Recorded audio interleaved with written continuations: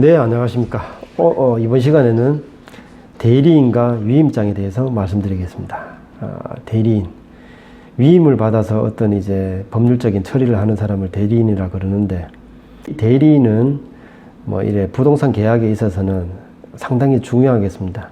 이 대리인이 위임장과 함께 옳은 이제 위임을 받아서 한다면 아무런 일이 없을 건데, 그것이 아니고 그냥 겉으로만 대리인으로 보이는 사람이 계약을 하자 해서 임차인이 돈을 건넸다가 혹시나 잘못되면 그 돈을 청구할 방법도 없습니다. 그래서 임대인이 아닌 대리인, 아니면 이제 매매를 할 경우에 매도인이 실제 소유자가 아닌 대리인이 왔다 그러면 그때는 계약을 아주 신중하게 검토를 하셔야 되겠습니다. 대리인과 위임장 이렇게 말씀드렸는데, 그 대리인은 위임장을 가지고 옳은 대리권을 가지고 있는가, 이것을 보는 것이죠. 위임장에는 어떤 부동산에 대한 어떤 권리를 누구에게 위임을 한다, 이런 내용이 있어야 됩니다. 그렇다면 부동산에 물건지가 표시가 되어 있어야 되고, 그 부동산을 특정하고 있는 것을 알 수 있어야 되겠죠.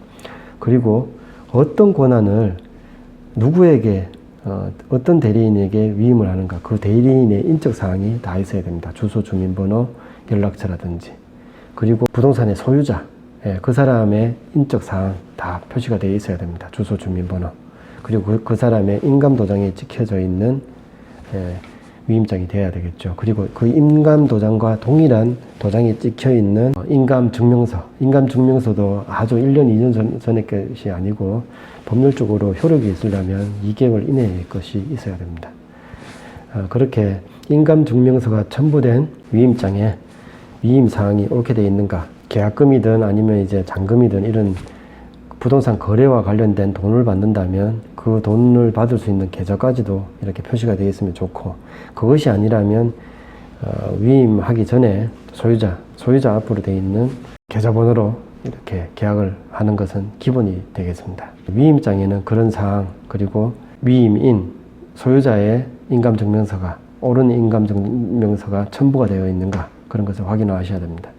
그럼 위임받았는 사람은 그 위임받았는 사람의 인적사항이 있는 그것을 확인을 했는데 신분증하고 대조를 해 보셔야 되겠죠. 그래서 소유자의 신분증도 있으면 좋을 것이고, 그것이 없다 하면 옳은 위임장인가, 그것을 보고 거기에 더해서 위임받았는 대리인의 신분증은 확실하게 확인을 하셔야 되겠습니다. 그리고 만약에 임차인이든 매수인 입장이라 그러면 그 위임장이 법률적으로 확실한가, 괜찮은가, 이것을 확인하시고 그 사본을 가지고 있을 필요는 없지만 그것이 정당한 것인가, 그런 것을 확인을 해 놓으시면 좋습니다. 그리고 임차인이나 매수인 입장에서 그 사본까지도 가지고 있다면 나중에 무슨 일이 있을 때 그 사본에 있는 인적사항을 가지고 있는 대리인하고 여러 가지 이제 일을 벌일 수가 있겠습니다. 가장 좋은 것은 만약에 중개를 통한다면 중개사무소에서 공인중개사가 그것을 이제 잘 처리를 해주시면 좋을 건데, 그렇더라도 임차인이나 매수인은 대리인과의 계약은 신중하게 하시는 것이 맞겠습니다. 임대인이 해외에 있어가지고 지금 당장 계약을 하기 힘든데 물건이 좋아가지고 그쪽하고 계약을 하고 싶어 합니다.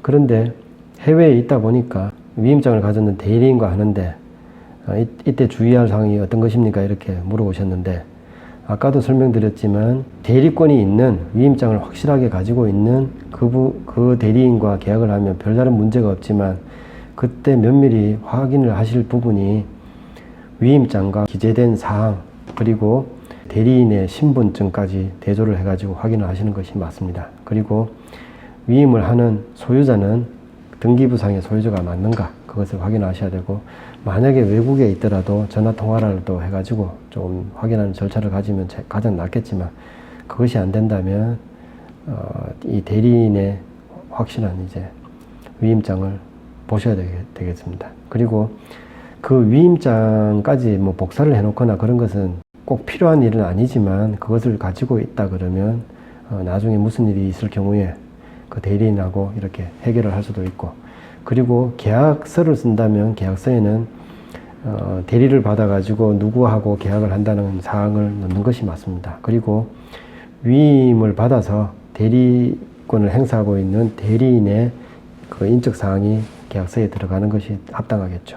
그것을 대충 주민등록번호도 없고 주소도 없고 연락처도 없는 그런 계약서는 하시는 것이 아니겠죠. 그리고 그 대리인의 도장도 당연히 들어가야 됩니다. 이렇게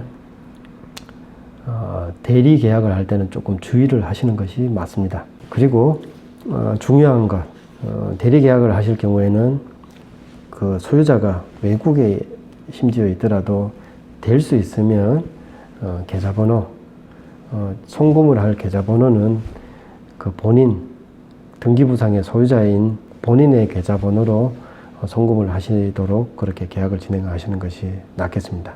대리인의 계좌번호로 굳이 할 필요는 없다고 봅니다. 외국에 있더라도 국내의 계좌번호 하나쯤은 가지고 있을 가능성이 있고, 뭐 그 대리인을 써야 되는 임대인이나 매도인 입장에서 국내에 있다면 당연히 그 계좌번호 하나를 못 가지고 있을 가능성은 없기 때문입니다. 그래서 송금하는 것은 항상 무슨 일이 있더라도 대리 계약을 하더라도 본인 소유의 계좌로 송금을 하는 것이 맞겠습니다. 두 번째 질문으로 임대인이 사망을 해서 미성년자인 임대인으로 승계가 되었습니다. 이런 경우에 주의할 점이 있습니까? 이렇게 물어오셨는데, 이때도 대리 계약이 필요할 수 있습니다.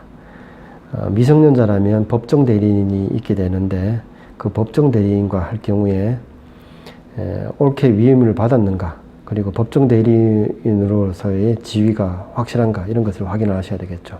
이때는 대리인의 신분증 당연히 확인을 하셔야 되고, 될 수 있으면 대리인의 계좌보다는 이때도 미성년자지만 소유자의 계좌로 받는 것이 낫겠습니다. 자, 세 번째 질문으로 계약을 좀 급하게 진행을 해야 되는데 대리인이 있긴 하지만 확실한 위임장을 가져오지 못했습니다. 이런 경우 어떻게 해야 될까요? 이렇게 물어오셨는데, 어떠한 계약이든 뭐 위임장으로 확인하는 것이 맞겠지만 그 계약의 진정성이 일단 중요하겠죠. 진정성이 있더라도 어떤 계약이 잘못될 여지가 있다면 하지 않는 것이 맞는데, 상황에 따라서 다를 수 있습니다.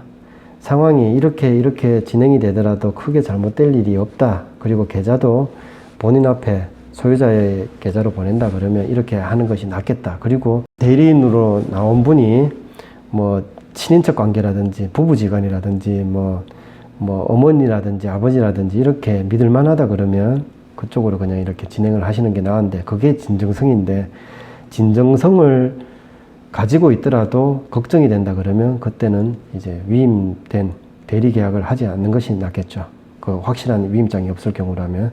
근데 그런 것이 없다면 이 정도는 감수할 수 있다 그러면 위임장이 확실하지 않고 뭐 인감증명서가 첨부된 위임장이 아니더라도 이렇게 진행을 하시고 나중에 본인으로부터 추인을 받는 경우도 괜찮겠습니다. 그런 것은 이제 경우에 따라서 확인을 하시는 게 낫겠습니다. 오늘은 이렇게 대리인과 위임장에 대해서 알아봤습니다. 다음번에는 다른 것으로 또 찾아뵙겠습니다. 감사합니다.